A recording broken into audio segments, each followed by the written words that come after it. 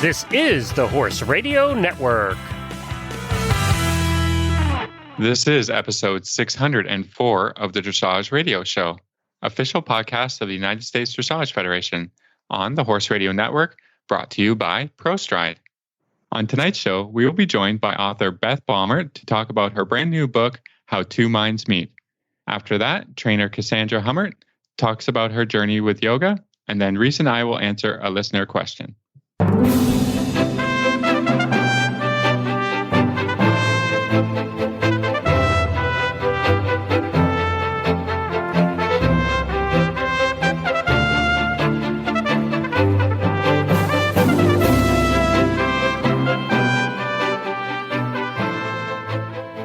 This is Reese Koffler-Stanfield from Loxahatchee, Florida. And this is Philip Parks from Rockwood, Ontario, and you're listening to the Dressage Radio Show. Hi, Philip. How are you today? I'm doing quite well, actually. It's been sunny, and my horses have been good, and everything is fine. So, there. Awesome. I love it. I'm thinking positive today. Well, yes, it's winter in Canada, and oh my gosh, I don't think I would survive very well in winter in Canada. I can tell you that right now. Well, yeah. I was just going to say, we are recording a little early this week because you've got some excitement going on. I do. We are full steam ahead here in Wellington. We had a big show over the weekend in our neighborhood, and we had a bunch of horses go and nice success and things to work on, which was fun. And shout out to my Sarah Turi. She's my assistant / we call her the horse's nanny. And she got her scores at first level for her bronze medal on Shannon Caparella's Tori, which was really exciting. Big Mike got to knock some dust off in the St. George, which was good. He needed to do that. And this week, I am competing in my first CDI in 11 years. So I'm really looking forward to taking Bingo out. So we are recording early because our normal recording time, I hopefully will be in the ring, which is pretty exciting. Well, we're going to wish you all the best success and hope that you have a great time. Yeah, I'm really excited. And just to be in that ring again. And I've never ridden in the global stadium. So to be able to do that, it's going to be amazing. And I'm just so pleased with this horse Bingo. I feel like we're gonna talk about How Two Minds Meet, the book by Beth Baumert. And when you start to have a really special relationship with a horse, it's so cool. So I really feel like I'm getting that with this horse, and I can't wait to sort of show him off and get out there. So that should be really fun. So I'll let you guys know how it goes, but things are really different than they were 11 years ago. I mean, just how you enter and there's a lot of different steps. So it should be a really fun week, a bit of a learning curve for me and my team. But I have the best coach. Scott Hassler is amazing. And he has been so good about telling me all the things. So it should be really fun. So I'm looking forward to it. So hopefully I'll have really good news next week for sure. That would be fantastic. So what do we got on our radio show today? Yes, we have great guests. We're going to have a quick break from ProStride and come back with our author of our book club of the month, Beth Baumert. ProStride is the all-natural solution for lameness. It uses the power of your horse's own blood to relieve pain, reduce inflammation, and improve mobility to keep them sound. ProStride can be completed stallside by your veterinarian in just 20 minutes with no need for trailering. ProStride is backed by years of science and success stories. Olympians to pleasure riders, trainers, horse owners, and their veterinarians trust the improved performance and lasting results reported with a single injection. No series, no daily supplements, and no monthly regimen. When every stride counts, demand the difference they deserve. Ask your vet about ProStride. Learn more at prostride.com. Well, we are so very excited to announce our new book club of the month book. We have tonight Beth Baumert, the author of How Two Minds Meet, The Mental Dynamics of Dressage. Beth is a USDF certified instructor, L graduate with distinction, and she's the president and CEO of the Dressage Foundation and also one of my personal mentors. Beth, welcome to the show. I'm so happy to be here, Reese. Thank you so much. I was so excited when we all decided that we would pick your book. Again, we did your first book many years ago now. I think it may have been our first selection to our book club program, which has turned out to be, turned out to be quite a fun program here on our show. And I think we all enjoy it. And Philip and I really enjoy getting the books. So Beth, tell us a little bit about yourself and why you decided to write the book. Well, I think the book began with the other book, When Two Spines Align. And where did that begin? That, I don't know. There's a kind of magic about horses. And I think all of us have that. Well, we remember that seed of an obsession with horses, the wonder of it and the smell of it. And I don't know, the power of it and the rhythm of it. And most people have memories like that. Later, we get hooked for a different reason, I think. This is just my personal opinion. But I think that horses require that we use all parts of our minds. We're thinkers by nature, but horses don't just invite us to use other dimensions of the mind. They really require it. So actually, I'm sort of ahead of myself because the first book began because of my position with Dressage Today. In 1994, Dressage Today started, and for 25 years, I had the wonderful job of being able to call anybody in the world and say, I noticed that you're really good at whatever. Mm-hmm. How do you do that? So after 25 years of being able to call people all over the world, that first book wasn't a choice. I had a seriously compulsive need to chronicle everything I learned from all those super, super generous people. It's amazing how people in this sport are so generous. But that book is about physics. It's really, how boring is that? No, it's really good. It's a great book, and we have highlighted it already. And I think of the vertical power lines every time I ride. So I'm just saying that it's an amazing book, and everyone should read it. I'm like, I think of it every day myself. Yeah, we had great feedback on it when we did it for the show, and I personally enjoyed reading it. And it's one of those books you can go back to and just you can pick. You don't have to read the whole thing in front to back, and it's got great sections in it that you can refer to or that you can talk about, and it really helps those of us who are kind of educators and need ideas about how to teach people things. I mean, that's been the great part about this whole book club to begin with is that as a rider you can process things, but as a teacher you can also have more and more tools. And I think dressage riders and competitors just love to learn. I mean, we go to clinics and, we watch other people learn for 8 hours and we come home excited. Like, I think that's a little bit crazy in itself. It's true. It's true. We don't find it boring. We find technique and physics somehow very exciting because it helps us communicate better with the horses. Yeah. But I remember decades ago, Kathy Conley saying to me, someday riders will become so skilled physically that contests will be won by the heart and the mind. Honest to goodness, she said that decades ago, and I will never forget it.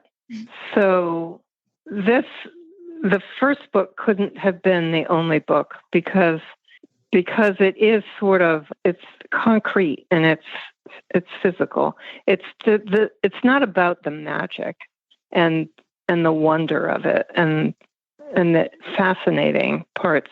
So I had to because of what Kathy said, but also because I found that, of course, she was right, that you have to talk about the heart and the mind and how we can harmonize with horses mentally and emotionally, as well as physically. I'd just like to jump in here and say, give props to the horse breeders who have bred such fantastic animals and who are also so physically gifted. I feel like, every time I start a 3-year-old and the genetics have just advanced so far that you don't even have to ask them questions. It's just so capable and talented from birth. that, just to reiterate the point, it's about gelling with their personalities and their minds as well. Wow, that's an incredibly important point, though, because in terms of the physics of it, it's not just the physics of the rider, but physics of the horse and how the horse and the rider work together physically. But you're so right.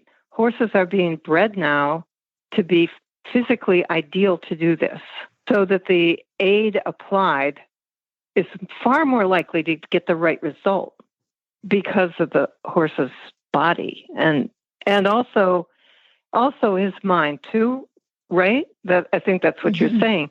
That, yeah. More, in good temperament and in good athleticism.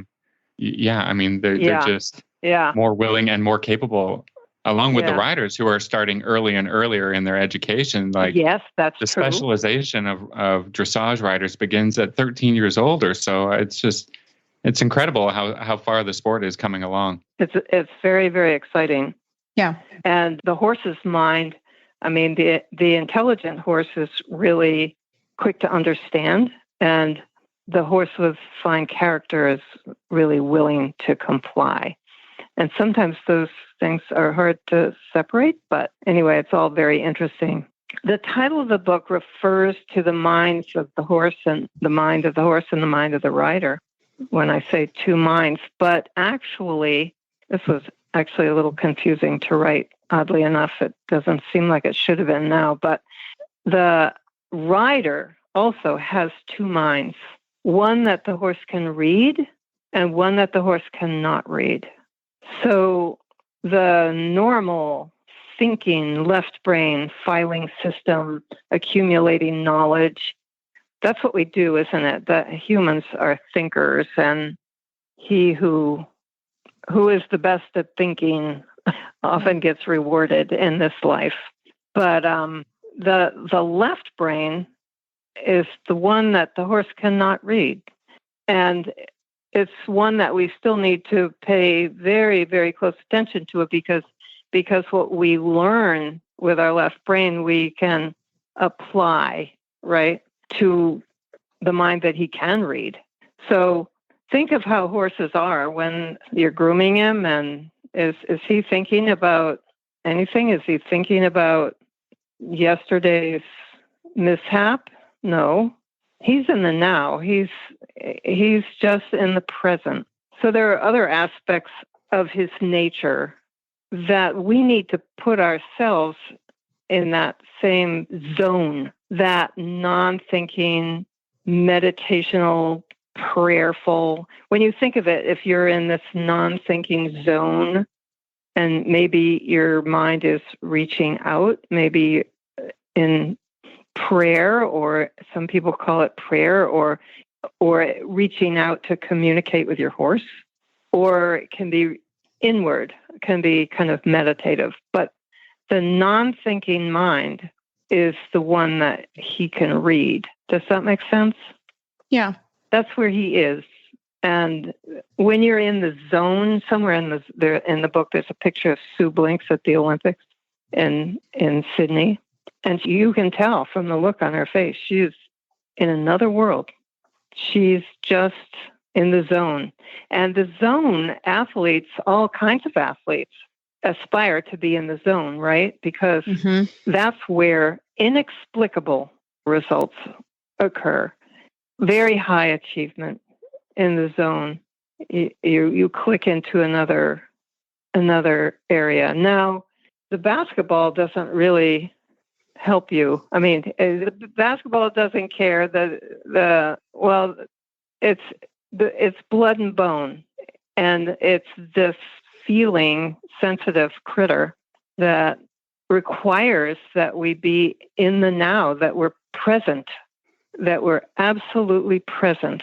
And there are other qualities that he has too, such as you must be positive. If you tell him what not to do, chances are really good that you'll get what you don't want. So No, it makes sense too, because, like you said, to play at a basketball, the basketball doesn't think, but your other players do, on a team, but there's other ways of communicating with their verbal communication and that kind of thing with a teammate. But a horse, that's not really we theoretically can't use verbal communication. So you have to find other ways to communicate with the horse in the present so they understand the zone, but also I'm sure, it comes from training but all that can happen. And I think, if you've gone to a competition and it works and you find that zone, you're like, oh my gosh, that test was so good compared. I kind of had experience over the weekend, the day before. You did? My horse, my horse is a little young, he was a little nervous and a little young, and I kind of had to help him out a little bit. And then the next day he came in and we were in a different place and it was awesome. And it was like, okay, how do you explain that really from one day to the next? But that, and it is also doing it and repetition and all the other things that kind of help you get into the zone. I probably came in and rode a little differently, right? Because I had the experience the day before myself. And this is a horse I've had a long time. So it's not a new partnership. Yeah. It's a pretty old partnership. So, it is, as you come and, I rode through mentally that test that I showed on Friday, and I rode through it in my mind, and I watched the video and I talked to my coach and, and all of those things to sort of help us sort of meet together. And so I can understand, that's why I started reading the book last night, and I thought, I can't wait to finish this book, because this is what we're doing sort of all the time, is how do I make myself more present and be that much better of a partner for my horse? So it's a fascinating book, and sort of the idea of sort of the mental component is something that we, all of us as riders, need to, because it's so hard to be like, well, I'm going to finish this ride and then I have homework and things to do with my children and make dinner and clean the house. And I think that comes into it, right, as well. It does come into it. And that the horse's persistent lesson is that you just come to the saddle with these positive attributes that put you in the zone. Other sports, as you said, you don't have that inborn coach. Yeah, exactly. Yeah, you have to really, it's a trained thing. And even I think all of us, there are 3 professional riders here. This is something we teach every day. We work on every day. It's hard. It's not an easy thing. Well, most of us teach the physical part, and this other part, it's so interesting to me how you as trainers I'm sure you've had countless students, and you can see that some of them progress tremendously, and others may have the same advantage or comparable advantages, and they don't progress. And it's just, and maybe that's not their goal, actually. Some people just ride because they want the pleasure of being able to relax after a tough job at work. But I think amongst the riders, the students who want to excel, they vary tremendously. And it's, I think no one can say why, but this book taps into 100 possibilities. The people who kind of do the best know how to tap into that being in the zone, to take the hour that they're having a lesson or the hour that they're going to ride their horse. You've got to let the external stuff and the home stuff and whatever, just, you got to find a way to put that all away and sort of, and take the, because I think this is a common thing that some people kind of overanalyze while they're doing it. So they're in their own head a little bit too much, rather than just to just focus, feel, react, and analyze afterwards. I have a ton of students, and there's nothing wrong with, doing it and then, and when it's not going well, to stop and to talk about it. But there can be a little too much of that, rather than saying, how to focus on your horse, how to focus on yourself, and just try and do it for a little bit. Give it some good efforts, 100% of yourself, and hopefully you can kind of push through the problem without some things you can't just put your finger on and say, oh, there's the problem, or that's what I should do. You're learning to ride and feel and get your horses focused. So I find that some people who take a little bit too many breaks, the horse becomes very unfocused because the rider is busy analyzing and talking to their coach and having this conversation, which is great. Mm-hmm.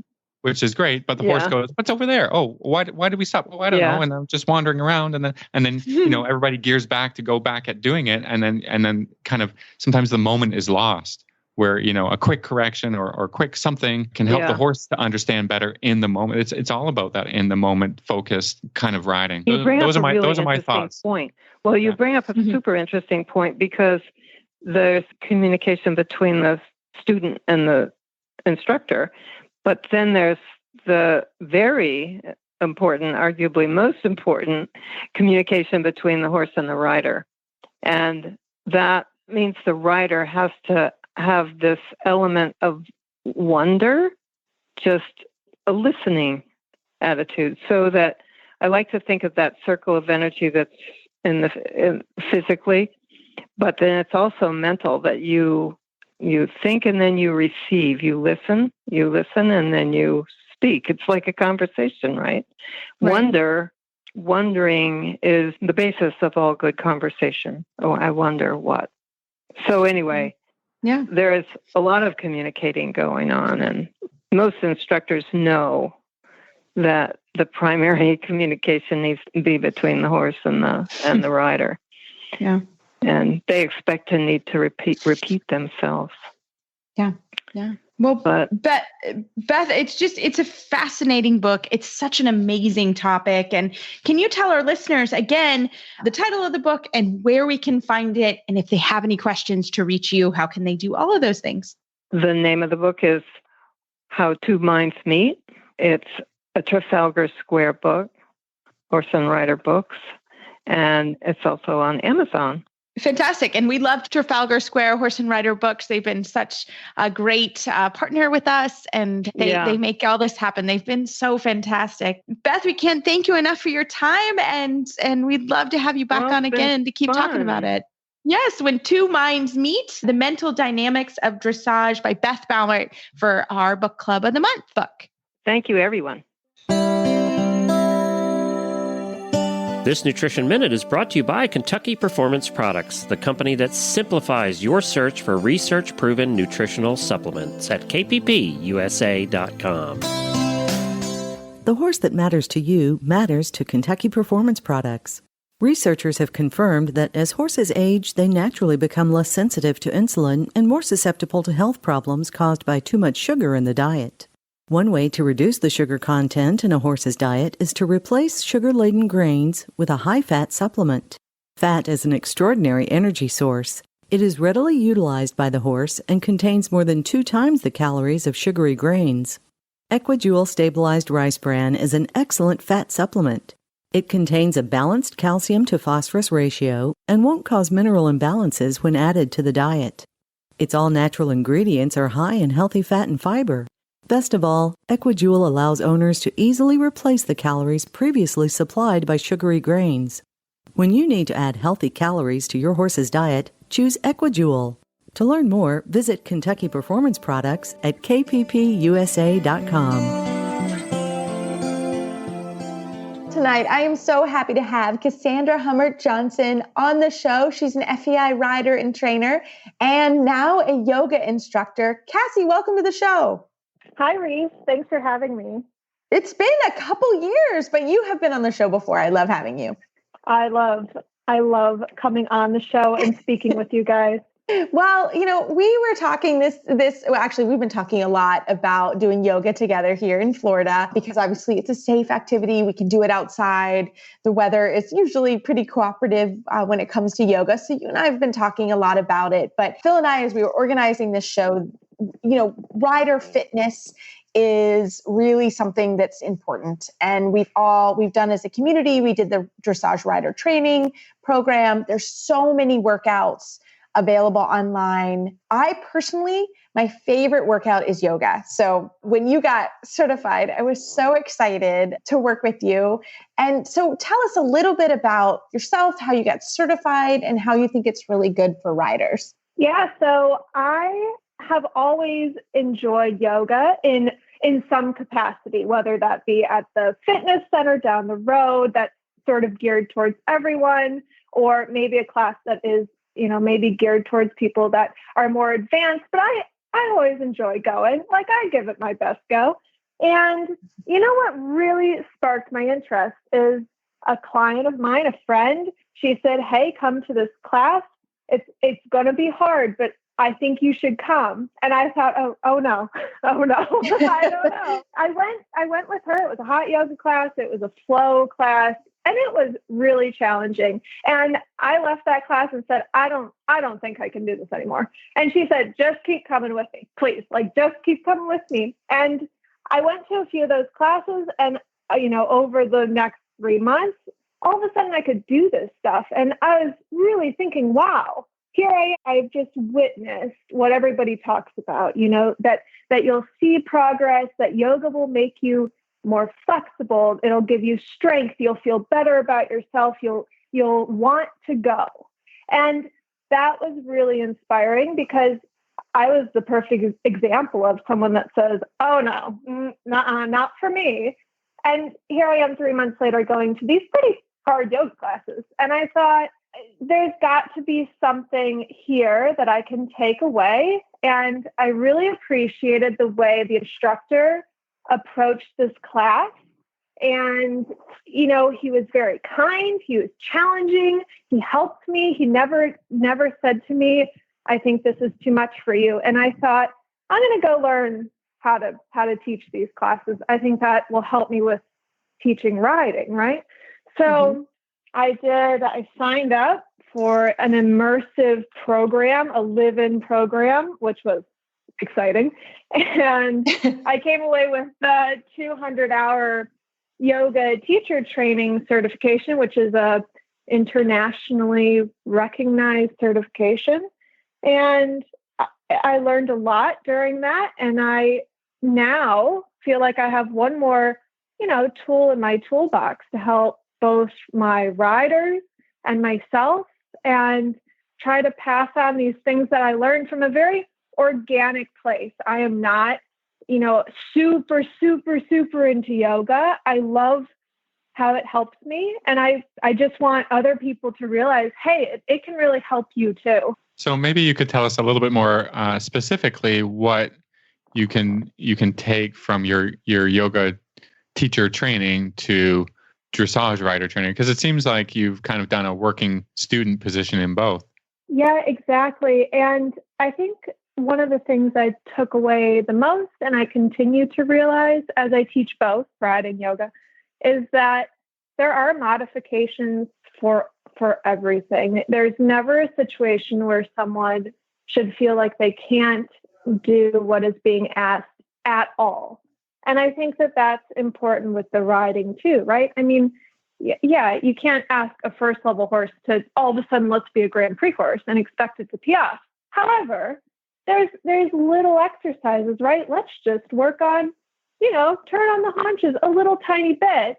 And that's wonderful. Good job today. And I think in yoga, the same thing. There are some challenging postures and challenging poses, but I like that doing the teacher training, that you learn how to teach people of every level. You teach modifications. If you can't do, for example, tree is a common yoga pose where you stand on one leg, basically like a flamingo. And if you don't have the balance to do that, that's okay. You teach a modification where you keep one foot on the ground and you rest the other foot on the ground and just bring the heel up. And that's absolutely fine. And now you can include everyone in the class. And I think that's important. Everyone wants to feel included. And that's something that I really took away from this experience is how do I include everybody? How do I teach everybody? I don't want to feel like I only cater to a certain group. Yeah. And I think that's so right on, because in training riders and horses, we all have challenges. We all have things that, that make it difficult, or maybe we need to change, or as an instructor, maybe saying it a different way is important. And one of the things that I've found with yoga that has been really helpful for me as a rider, not just the flexibility, but it's really watching the alignment of what I'm doing. I think that's really been critical, because I didn't realize, when you're doing something on the mat, and I've done a lot of online yoga right now because of the pandemic, and the teacher says, "Oh, watch your hip." And I'm like, oh my. I found kind of the same thing when I'm riding and teaching. It's like, oh, watch that piece of the alignment. That'll fix the whole thing or help. And I think that that's been something that I've been able to take away from the experience as well, is just, wow, can you elaborate a little bit on that as well? Yeah, of course. So in the teacher training, that's obviously something you do work on a lot, is how do you approach your students in a class and be able to continue teaching the rest while you adjust one, and how do you approach that student that needs the adjustment without, bringing any kind of, you don't want to feel like you're scolding anybody. And I think that's something that you learn a little bit by doing. And with the alignment in yoga, it is important for some postures, poses more than others, but it's important if you want the full benefit from the yoga class. You should try to do these things, to the best of your, not only your ability, but physically what is considered most correct for your posture and for your strength and for your flexibility training. And it's no different than it is in riding. I think a lot of it comes down to the way that you approach your student. If it's always in a way that seems, you're doing this wrong, why are you doing this wrong again? That's not always helpful. I mean, sometimes it's helpful, but it's not always helpful. And I think in yoga too, you don't want to make anybody feel like you told me I'm not quite aligned, now I can't do it. I think that's what, we all try to do as teachers is learn how to help our students in the best way. Alignment is super important in yoga. Alignment is super important in the riding. And I try to learn more about the best way to teach that every day. And, it's not just alignment. I think when you think about the effect that your alignment has with your fitness in general, if usually your alignment is not so great because it's an area that maybe you're tight. If you think about posture, none of us, apparently, according to the scientists, none of us stand up straight. And that's true. We don't. We slouch around and we, whatever, look at our phone and sit in the car and all these things. But you do that because it's comfortable. It feels uncomfortable to do it sort of, quote, the right way.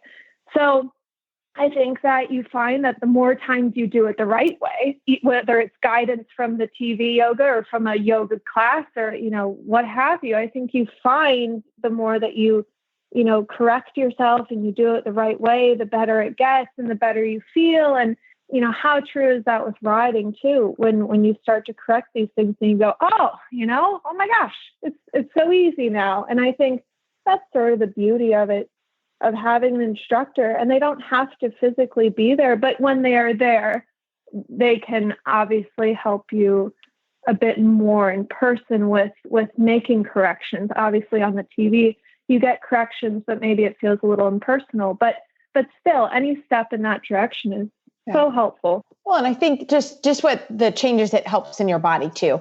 I think a lot of us are really tight in our hips because we sit a lot, and, just being able to work on some of those things that are sort of opposite of what you would be working on in the saddle has been, for me, incredibly helpful.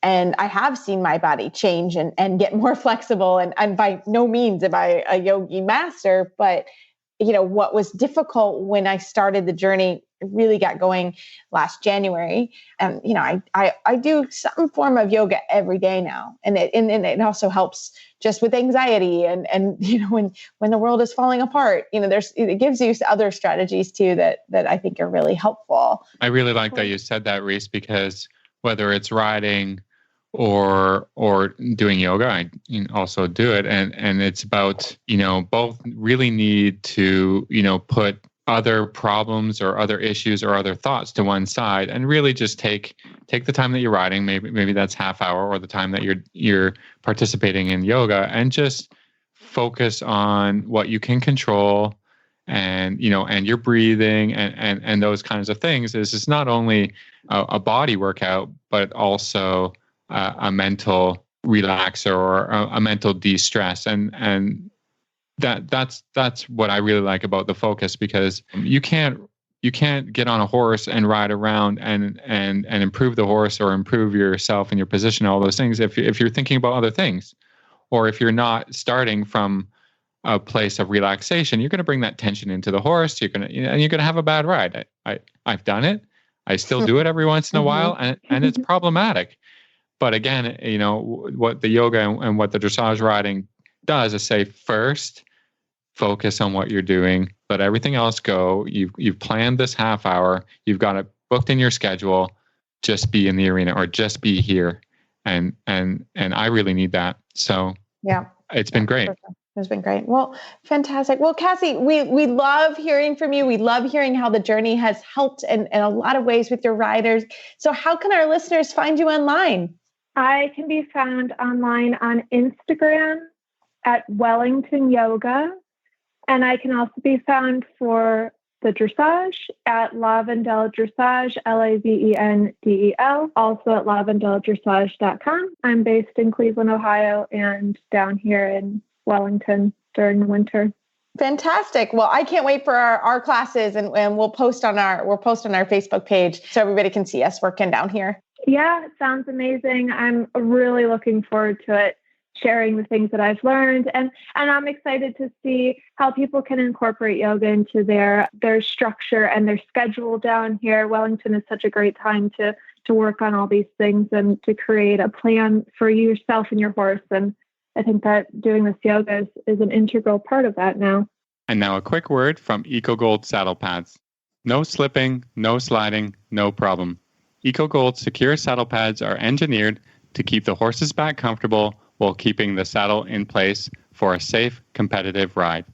They have impact protection through the seat, and the ultra-thin flaps provide the rider with better communication and a more stable riding position. Available in both English and Western styles. Shop the entire collection at ecogold.ca. Well, Phil, one of the amazing thing about the Total Saddle Fit girths, because right now we are in two very different climates. Here in Florida, today was actually close to 90, and I think the humidity was 99%. It was really humid and really hot. So, we've got sweaty horses and we're hosing everything. I mean, they're just coming in dripping. So, to have the ability to use the shoulder relief girths with the different and the stretch tech girths, we're able to use the liners, the neoprene liners that we can hose off. And that's amazing. And in Canada, obviously right now, that's not what you're using. We got the fleece liners going at the moment. Yeah. For sure. For sure. Yeah. Actually, it really helps the horses because, they have they're all clipped up, right? And, the hair rubs off a little easier when they're clipped. So I like to put them in the fleece liners to prevent that from happening, because we got to keep them comfortable. And the shoulder relief girths do that awesome, and that we can switch the liners. And then, what I like is to put them when we go to shows, is actually put them in the leather liners, over the summer. So it just helps keeping the girths looking nice for the shows and being comfortable during the different seasons. The product is just awesome. Yeah, it's a great product. And again, depending, on what season and where you are, you have so many different options. And it's also a really economical way to do things. So we really thank Justin at Total Saddle Fit for providing such a great product. We both use them every day, all day long. And I'm not, as we know, I'm not particularly nice to that product.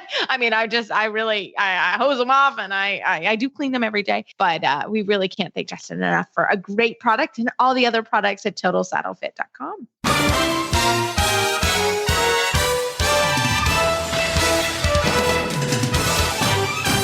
This week's dressage training tip is brought to you by Total Saddle Fit, home of the shoulder relief girth at TotalSaddleFit.com.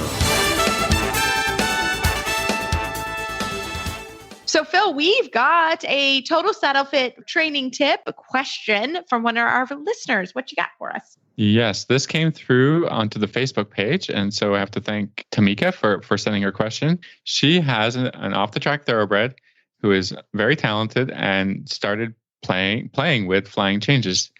The problem now is that they've lost the counter canter, which she intends to be showing at second level. So she needs the counter canter. What is she going to do? Yeah. Okay. So this is actually, this is one I deal with all the time. So Tamika, thank you so much for your question. This is actually you're maybe not going to like my answer, but I also deal with this a lot with my event horses, because my event horses are competing sort of second, third level. They advance to an intermediate and they will bounce back and forth between the two levels. So it's sort of like, third level to second level. And I will tell you, it's probably one of the most difficult things to coach, because truly, when you want to teach changes, I think, and personally, it takes at least 6 months. And there's a lot of phases in teaching changes. And so sometimes you do lose the counter canter. I mean, this is my experience, Phil. You may have a very different one, but you may lose the counter canter. So when I am teaching a horse changes, if at all possible, I try to get a block of time where I know maybe I'll lose the counter canter. And then once the horses are a little bit more clear and the aid that I'm asking, then I'm able to keep the counter canter a little bit more. So that's kind of my answer. It's a complicated answer. And I will tell you, it happens with every horse, because horses are learning, they need that chance. And once they sort of know changes, and until they're sort of very clear in what you're asking, sometimes the counter canter does regress a little bit. Sometimes I will tell people, they need to be, what's the goal? Is the goal third level or is the goal second level? And sometimes if the horses are really struggling with it and they're really doing well with the changes, I will move them right to third level. That's sometimes. If somebody really, really wants to do second level, I maybe hold off in teaching the changes. So that's something we do, especially but with the event horses, we don't have that option, right? So we trudge forward and we try to I try to make sure that my riders are very clear with their aids. And sometimes I'll take their stirrups away. I don't want the horses bucking in the changes, obviously. Yeah. Because if you take your stirrups away, then you really are making sure that the rider is clear with their aids. Because if you shift your seat at all with a horse that knows changes, right, then you may not know you're shifting your seat, but if you do shift your seat, say that quickly, then the horse does the change. You can't be angry with that horse, because the horse was listening and they did what you wanted. So that also happens sort of in that time frame to make sure that you're really clear with your aids and that your legs are good. So Phil, what is your take on this? It's such a funny thing, because, I think back on, how I teach the changes, whatever. And I use some sugar at this part of the training as well. So It's so funny. The horse is like going around and counter canter and then does a change and actually might stop and look for some sugar. So that's why I think it's just really funny, because I mean, the horses are really, really trainable, and I think really, really trainable to treats. And and they're just like, I'm good now, right? And then they're looking for that sugar. Because normally I would teach a change, they get it successful, I would stop them, give them a pat, here's some sugar, whatever, stuff like that, right? Yeah. And then all of a sudden they're like, what? I did a change, I don't get any sugar, I have to keep cantering, or and then it's kind of a very confusing time, in the training kind of thing. But I mean, in some horses, in 4 weeks, you can teach them a change. And in the next 12 weeks, you teach them not to do that.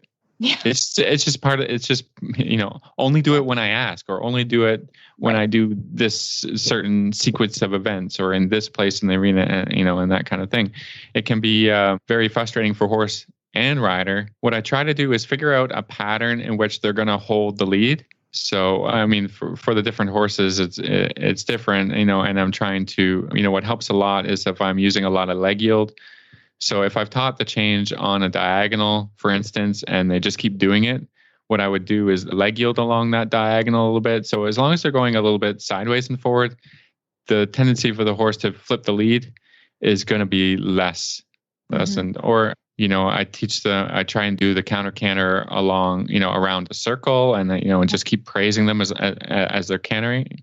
And so horses find it hard to kind of flip a lead on a curve line. And then I just take that curve line onto, if I do the circle in the middle of the arena, and then I just take them a little bit along, take them from the circle to the long side to some straight line, and then start circling again before they have a chance to change the lead. Then I'm sort of, praising and patting through that kind of stuff. So, circle to circle, or, on serpentine, it kind of depends, where and how you've trained the change.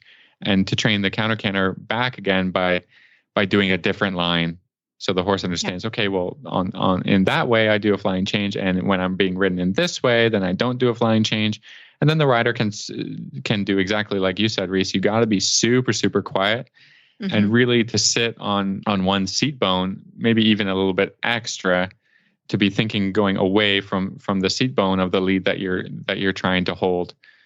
And just, it takes time, especially if you're riding a thoroughbred. A lot of your eventers will be riding thoroughbreds, and thoroughbreds that probably know the change from the jumping courses anyways. It just takes, which they don't have to be clean, right? They just need to get to the other lead. So once you have to start, staying, oh, come on, now it has to be a clean change. That becomes a different subject altogether as well. Yeah. So I think it's just really meticulous attention to detail, and you're going to have to be, walk canter a lot. Again, you probably were doing that already as you're approaching the second level work, and then you teach a change and you think, oh, I'm done with walk canter. Oh, isn't that great? And this is so fantastic. And now you have to go back and do it again to unteach the change, so that when the horse throws in a flying change when you don't want it, you have a tool to come back to walk again and to pick up the lead that you wanted in a quiet way, not in a punishing way, but in a quiet way, pick up the lead that you wanted and carry on along whatever line. So the walk canter transitions become a correction in this case, rather than teaching in walk canter. It's now like, okay, you have to do it because I didn't like that you're doing changes whenever you feel like. So again, just meticulous balance, meticulous attention to the detail of your seat and your legs and your hands, all those things, and then start unteaching the change again. And then you're going to teach it again, but only when you want, and that kind of thing, and being really precise about where and when the change has to occur. Yeah. It's definitely, it's a difficult time. It's a confusing time. I mean, it's great if it's fantastic to have a horse that's really keen about it, because you don't want to punish them. The other way I think is a little more difficult, that a horse that loves the counter canter too much and doesn't like to come off the lead can be, in my experience, a little bit more problematic than a horse that's keen and wants to do it and shows you that he can do it. I love that kind of horse. Yeah, me too. It's having a keen horse is actually a good thing. You just have to train them. You have to be sensitive to the training, Yeah. At the end of the day, that's actually what you want, but it's hard to tell them like, no, don't do that. So we wish you luck. Know that literally everybody has this problem. This is not don't think, oh gosh, this is just me. This is. Oh, one extra thing, Reese, extra thing. You can train it to a voice aid. I don't know. That makes me nervous. Oh, you can train it to a voice aid and then take away the voice when you've got it more solid. Okay. Yeah. Okay. Yeah. Yeah. It's just a more deliberate aid for the flying change, and it can work out okay. Okay. All right. I trust you. I've never done it that way, but you never know, Phil. I love it. I don't have a tendency to train anything from a voice aid, but you can have some very, very nervous horses, and you just pick a word or whatever and just say now, and then praise them, and then that helps them to understand that when they don't hear the voice, that's true. They should learn that they shouldn't do the change, and then that can help some riders to just sort of sort out voice with their leg aids and their seat aids as well. It's an option. It's not like the first option, but if you're having troubles, you can. Good suggestion. I love it. Well, awesome, and especially for the hot-blooded thoroughbred types. That makes sense. Yeah, that makes sense. Phil, you're so smart. Well, as always, the things don't always work, but every once in a while, something does. Yeah, sometimes you have to listen. Get creative, I hope everyone, right? I hope everyone listens to us training. And when we had our segment with Patty Mayer, sometimes training horses, you have to get a little creative, and it's okay.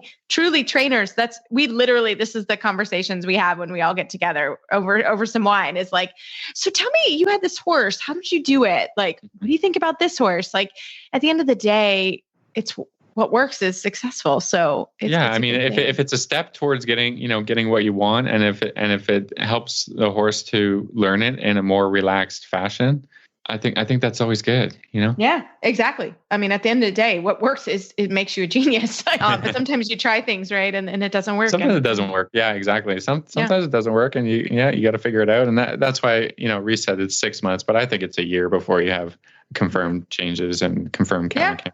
And every horse is different. Literally, like a big Mike, I struggled. And then one day he's like, oh, I do it this way. And from then on, he changes our highlight. It was the weirdest thing. I was like, what happened from Tuesday to Wednesday? Like, how did you literally one day he just knew how to do it. And I'd been working on almost a year, and Monday was great. And now it's a highlight. It's crazy. And literally, I mean, you can get anywhere close to the rhythm and he does it, while other ones have been different. So it just depends. It just depends. And that's not always the answer you like to give, but it's the truth. But I love it. Well, as always, everybody, we hope you enjoyed that trainer segment, our total saddle fit tip of the week. And we love email and Facebook shout outs. Keep us on our toes. Phil and I love it. We love questions that we get to talk about. And sometimes we even talk about them continually off the air. We're kind of dorky that way. So we love it. Well, as always, you can find our show notes and links to today's guests on our website, dressageradio.com. Like us on Facebook, just search Dressage Radio Show. Follow us on Twitter at Horse Radio. My website is maplecrestfarmky.com, and my email is reese@horseradionetwork.com. I think the best way to find me is through Facebook, or my email is philip@horseradionetwork.com. I'd like to thank our sponsors for allowing us to put on a good show. That's ProStride, Kentucky Performance Products, EcoGold, and Total Saddle Fit. Don't forget to check out all the other shows on the Horse Radio Network at horseradionetwork.com. Everybody, keep your heels down and your shoulders back, and we can't wait to talk to you next week.